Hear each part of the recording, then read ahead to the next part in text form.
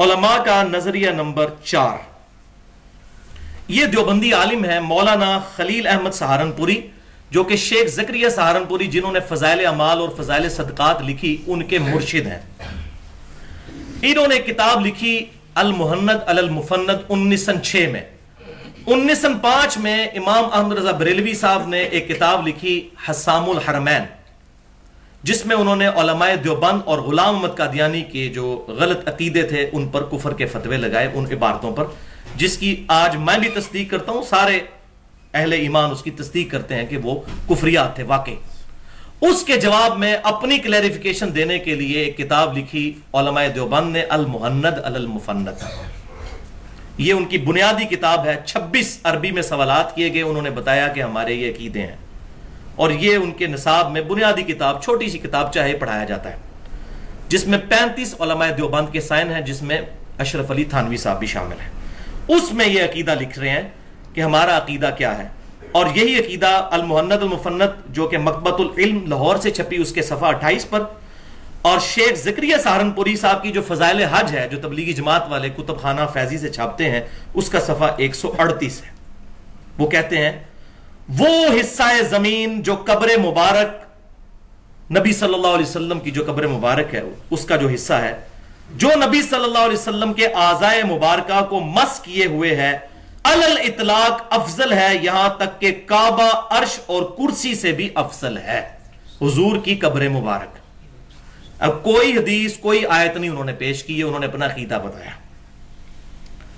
اب یہ عقیدہ کتاب و سنت میں کہاں موجود، اجماع میں کہاں موجود، یا ایون امام ابو حنیفہ رحمۃ اللہ علیہ کی تعلیمات میں کہاں موجود، نکالا جائے، ہم ماننے کے لیے تیار ہیں صحیح سند کے ساتھ۔ اور یہ مزاج رسول صلی اللہ علیہ وسلم کے بھی خلاف ہے یہ عقیدہ۔ وہ کس طرح؟ پہلے میں وحی کا فیصلہ آیت مبارکہ سے سناتا ہوں، سورہ الحج کی آیت نمبر 74۔ ما قدر اللہ حق قدری ان اللہ لقوی عزیز، ان لوگوں نے اللہ کی وہ قدر ہی نہ جانی جو جاننی چاہیے تھی، بے شک اللہ تعالی غالب ہے اور قوت والا ہے، اللہ کی قدر نہیں جانی۔ اب آئیے پروفٹ کا مزاج کیا تھا صلی اللہ علیہ وسلم۔ انہوں نے کہا کہ نبی صلی اللہ علیہ وسلم کی قبر مبارک اللہ کے عرش، کرسی اور خانہ کعبہ سے افضل ہے۔ تو پھر اس کے آگے میں ایک جملہ جوڑتا ہوں، اگر پھر خانہ کعبہ سے ان ساری چیزوں سے افضل ہے وہ، تو پھر قبر مبارک کا طواف بھی ہونا چاہیے۔ اگر خانہ کعبہ کا طواف ہوتا ہے، اللہ کے لیے ہی ہو، قبر کا طواف شروع کر دیا جائے، پھر یہ رزلٹ تو نکلیں گے۔ تو اس کے مقابلے پر آپ صلی اللہ علیہ وسلم کی تعلیمات کیا ہیں؟ وہ صحیح بخاری انٹرنیشنل نمبرنگ کے مطابق 3445 نمبر حدیث ہے، کتاب الانبیاء چیپٹر میں۔ سیدنا عمر فاروق رضی اللہ تعالیٰ عنہ کہتے ہیں کہ میں نے خود اپنے محبوب صلی اللہ علیہ وسلم سے یہ بات سنی کہ میری شان کو اس طرح مت بڑھا دینا جس طرح نصارہ یعنی عیسائیوں نے اپنے پیغمبر کی شان کو ایک حد سے آگے بڑھا دیا تھا۔ میں اللہ کا بندہ اور اس کا رسول ہوں، مجھے اللہ کا بندہ اور اس کا رسول ہی کہنا، عبدہ ورسولہ۔ دوسری حدیث صحیح مسلم میں کتاب المساجد چیپٹر میں انٹرنیشنل نمبرنگ کے مطابق 1188 نمبر ہے۔ سیدنا جندب رضی اللہ تعالیٰ عنہ کہتے ہیں کہ میں نے نبی صلی اللہ علیہ وسلم کو ان کی وفات سے 5 دن پہلے یہ بات کہتے ہوئے خود سنا۔ یہ مزاج آپ کو پتہ چلے گا۔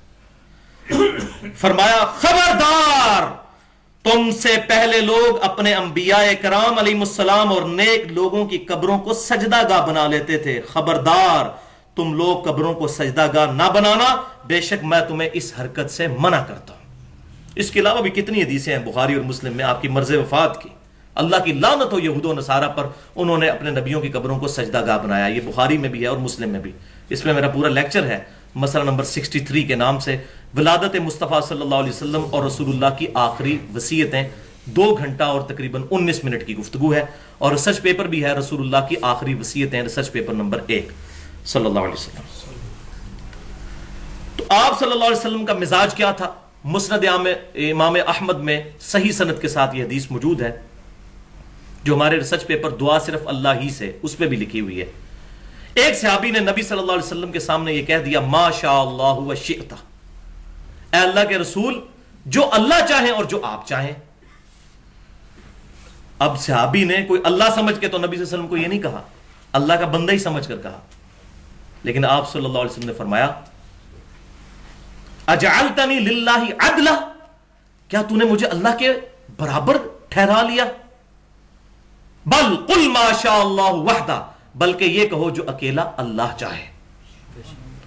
اب اس صحابی کوئی آج کے دور کا تو نہیں تھا کہ یا رسول اللہ میں نے آپ کو وہ عطائی مانا ہے اور غیر مستقل بذات مانا ہے اور باذن اللہ مانا ہے، انہوں نے آگے سے کوئی اس طرح کا معاذ اللہ استغفر اللہ آرگومنٹ نہیں کیا، ان کو پتا تھا، حضور کو بھی پتا تھا، اس نے رب مان کے نہیں مجھے کہا، لیکن آپ نے وہ ایشو ادھر ہی کل کر دیا۔